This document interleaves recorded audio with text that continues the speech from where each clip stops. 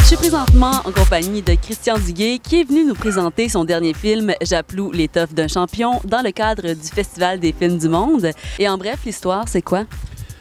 C'est la rencontre entre deux êtres exceptionnels. Un petit cheval qui n'avait pas du tout les atouts d'un champion, mais qui, devant les obstacles, bondissait comme un chat.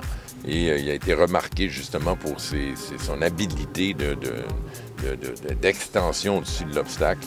Et Pierre Durand, qui lui était un champion de France à l'époque et qui avait mis sa carrière de côté pour devenir avocat. Et lorsqu'il a rencontré Japlou, son père lui a proposé de rencontrer ce cheval.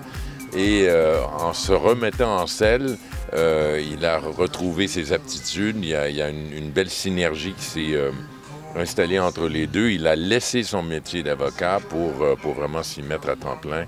Et c'est leur parcours un peu nébuleux, avec les échecs, avec les victoires, pour se rendre finalement aux Jeux olympiques de Séoul.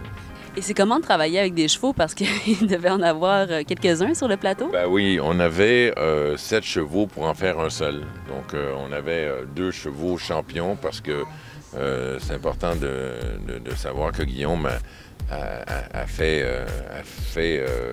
tous les sauts. Et non seulement Guillaume a fait beaucoup de sport équestre par le passé, mais toi aussi, tu es même un ancien champion. Oui, c'est-à-dire que j'ai été champion junior au Québec il y a de ça plus de 40 ans. Les souvenirs sont surtout des souvenirs équestres, hein, de partir en compétition avec mon père. Ça, c'est vraiment ça qui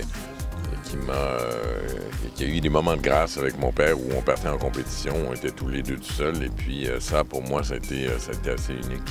On retrouve ça dans le film. Moi, ce que j'aime de ce film, c'est qu'il y a la dimension humaine aussi qui prend beaucoup de valeur. Est-ce que vous attendiez au succès que le film a eu en France?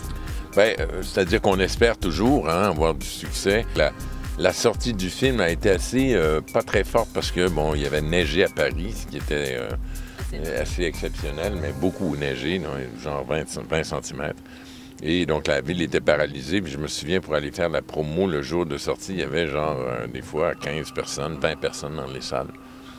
Et puis le premier week-end, ça a été pas très fort. Et après ça, ce qui est exceptionnel, c'est que le deuxième week-end, après le bouche à oreille, il est passé numéro 1. Il est resté 3 semaines numéro 1 en avant des films américains et tout ça.